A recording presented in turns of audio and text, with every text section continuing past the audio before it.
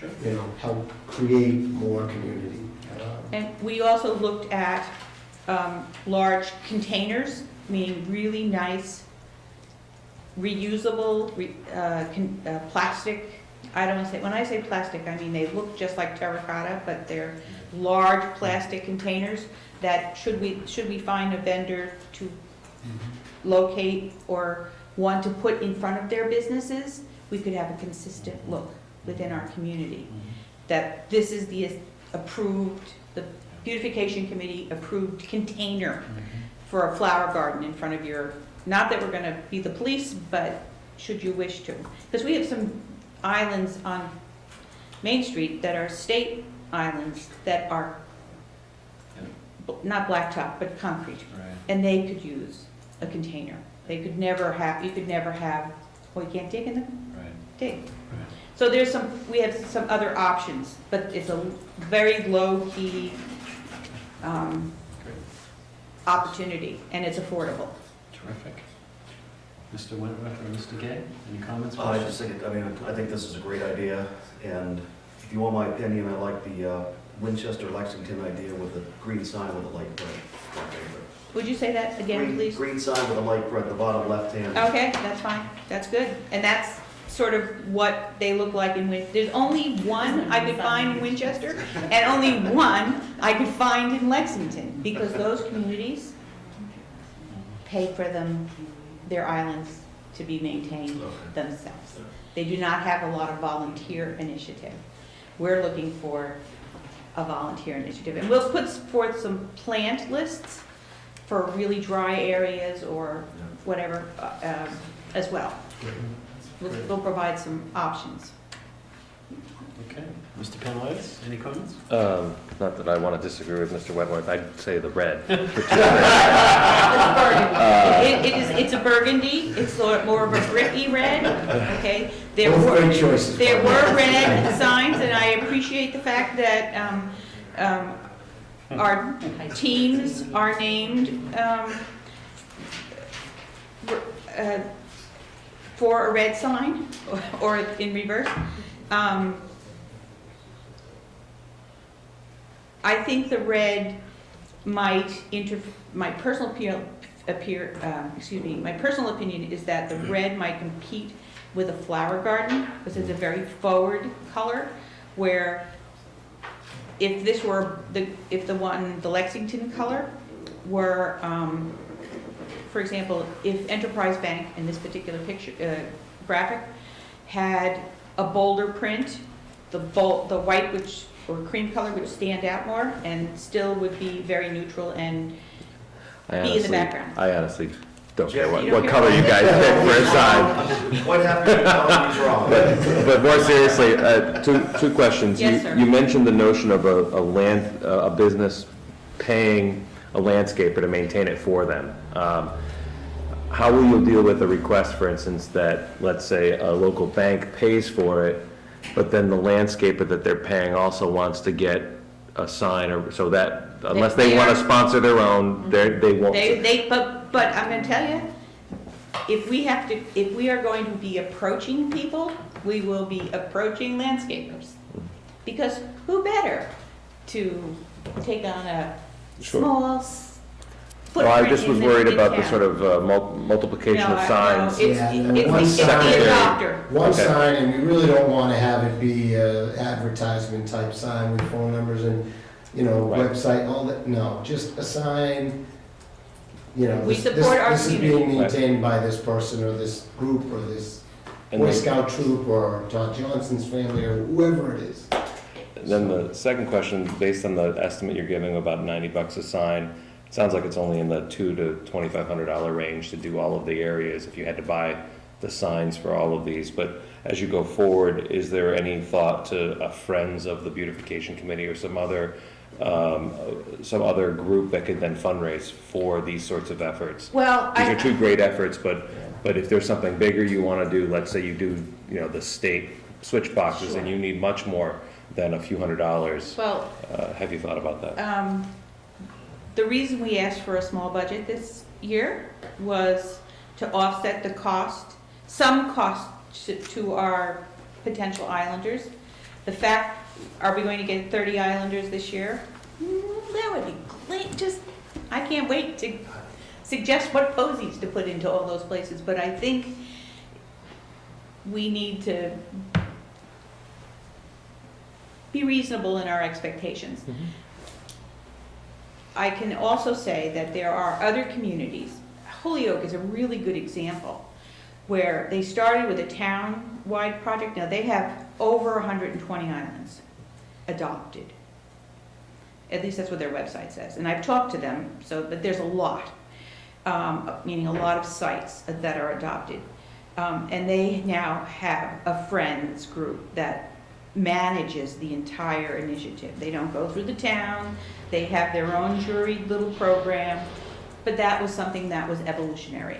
It was iterative, it happened over time. It didn't happen tomorrow or next year. I think keeping good islanders and getting people involved in this process until we get more firmly established, I wouldn't have that kind of expectation. I wish I could say yes, but I just have to be honest. I'm not sure. Not yet, anyway. Mr. Montori, do we presently have an Adopt an Island program, a formalized program at all? So this, the concept is completely new. So I would ask my colleagues to entertain, or someone to offer a motion to initiate the proposed Adopt an Island plan. I'll move that one. Do we have a second? Second. All right, so we have a motion made and a seconded to initiate a Tewksbury Adopt an Island program as presented and described this evening to us by the Beautification Committee. All those in favor, please signify by saying aye. Aye. Any opposed? Chair will vote aye as well. So you, I assume Mr. Wilson voted aye, so that I would did be, vote aye. that would be a five-person Caught ayes. unanimous vote. So thank you, all three of you, for your work. I know a lot of research goes into these things, and there are many meetings that you've attended, and we get the benefit of getting the summary version, but we appreciate all the effort, and as you know, our commitment, at least at this board and through the town manager's office and all of his management team, is really focused on raising the bar here in Tewksbury relative to the aesthetics of the community and also the capital infrastructure. But those little things that you talked about tonight go a long way to keeping that ball rolling. So thank you for your effort, and we'd ask you to convey that to your other colleagues. We're hoping that the ball only rolls uphill. Okay. All right. Thank you very much. All right, we had a continued hearing at 7:45 for a poll petition relative to Kingston Road. That was on our agenda 2 weeks ago, and what I have learned in the last couple of days was that the National Grid is going to redesign their proposal after having some communication with the resident who raised some concerns about the first plan. So what I'm going to ask for is a motion to withdraw the petition without prejudice, and the Grid will refile when they have a new plan to present for our consideration. So moved, Mr. Chairman. Second. All right, we have a motion made and a second to allow the withdrawal of the poll petition without prejudice. All those in favor, please signify by saying aye. Aye. Any opposed? Chair votes aye as well. That would make that unanimous. Our next item is a wine and malt license hearing, and I will read the hearing notice and ask that if there's a representative of the Brave Troops Buffet Incorporated, to please just come forward and have a seat at the table while I read this notice. Notice is hereby given in accordance with Chapter 138 of the Massachusetts General Laws that a public hearing will be held on Tuesday, February 24, 2015, at 7:50 p.m. at 464 Main Street, the temporary town hall, on the application of Brave Troops Buffet Incorporated by Ming Wang Zhang, manager, for permission to sell wine and malt alcoholic beverages as common victualler on premises located at 1777 Main Street, number B, Tewksbury, and described as 8,032 square feet, one-story building with one front entrance, one emergency exit, two other entrances or exits. Input is welcome from the public, and the board recommends the comments be submitted in writing at this address on or before noon time on Friday, February 20, 2015. So before we get going, let me ask Sarah, welcome. Thank you for joining us tonight. How are you? Good. I'm doing well. And can you just, for the benefit of our secretary, just give us your name and address? My name is Ming Wang Zhen, and I'm owner 1777, Breakthrough Spectator 1777 Main Street, Tewksbury. And I'm here is obviously for beer and wine. Super. So we have your application, and I will note for my colleagues' benefit that the town has a total of 6 wine and malt beverage licenses issued by the ABCC available. We have already issued 5 of them. There is 1 available, so this particular proposal, if approved, would deplete the allotment or quota that the state ABCC provides to Tewksbury. You should have the application Yep. for the license itself. And I would note, for my colleagues' benefits, I did have conversation with senior town council Zarulis earlier today. There were 4 or 5 items that he had pointed out relative to, in his words, minor clerical issues to be corrected, and it's my belief that those corrections have already been addressed by the applicant and are noted on your applications that each of you have. So there's been a proper notification to the abutters. You have corporate filing information, and you also should note that a query check was completed. And I believe, can you confirm, sir, I think you are tip certified, is that correct? Yeah. You have gone through that training? Yeah. Terrific. Okay. And then ultimately, we have our departmental checklist, and as you can see, everyone has reviewed this, and at some point has indicated that everything is in order, provided there's appropriate inspections taking place. So why don't you tell us a little bit about your restaurant, sir, and what your business entails and what your business plan is? My business is breakfast style.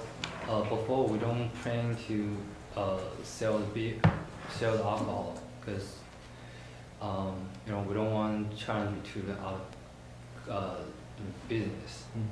But in this town, a lot of people asking for liquor. So that is a reason I'm handling. Yeah, I'll try to hang in there, but I couldn't. There's a lot of people asking for liquor. Okay. So that is the point. Yeah, I have no choice. Because I never drink myself. So this is the first time I apply for liquor. So. Have you operated a restaurant in another I area? did. I had a few restaurants before, because I always hunt shoots. So they taking care of this. I'm never taking care about the liquor license. I'm just taking care about how to run the, restaurant, the planning and servers, whatever like that. So through your tips training, I imagine you are comfortable at this point with the responsibilities attendant with Yep. the service of alcohol? Yeah. Okay. It sounds like a lot of people are interested in it. Yeah, a lot. Yeah. That's why. Okay, Mr. Wentworth, you have a question? Yeah, are you planning, if this is approved, are you planning on setting up a little bar area where No, people no, can sit, we or it's just gonna be with dinner? Just beer and wine, and we just put that in the refrigerator. That's all. we're not gonna do in the bar. Okay. Yeah, because we already having a pub right in front of me, you know, we're not gonna charge that. Great. Anyone else? Mr. Gay? Yeah, I just wanted to say good luck to you. I already ate at your restaurant, and I thought it was really, did a nice job in there. Just for the record, I didn't ask for any liquor, so He wasn't able to serve. But if I did, I'm sure that it would have accommodated. But yes, I wish you luck. I think it's a great use of that building. That building's been vacant for quite a while, so Yeah, it's really good to see something in there, and I wish you luck. okay, thank you. Okay. I would just add, I also have been there a few times, although you'll be very fearful if I show up with my boys again. Boys in a buffet, it's a tough mix, but I also wish you luck. Okay. So if there are no concerns registered, town council has indicated, or senior town council has indicated that, in his opinion, those minor corrections that he was seeking don't rise to the level to require any hesitation by the board of selectmen if we see fit to approve the petition. And in that context, I'd ask if there's a motion to approve it. Mr. Wilson? Did we ask for public comment? I don't. Great point. Okay. Thank you for the reminder. So let me first check with the masses that are here if there's anyone interested in speaking to this license request. And I don't see anyone, so thank you again for the reminder. And if not, I'll make a motion that we move forward approving this license. All right, do we have a second? I'll second. All right, moved by Mr. Wilson, seconded by Mr. Wentworth. All those in favor, please signify by saying aye.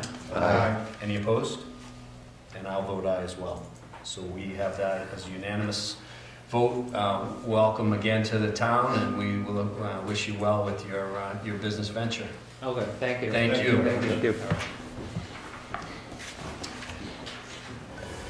Okay, our next item is an administrative matter that we need to take up with our colleagues from the Tewksbury Public Library, the Board of Library Trustees. I'd like to invite them to join us up front here.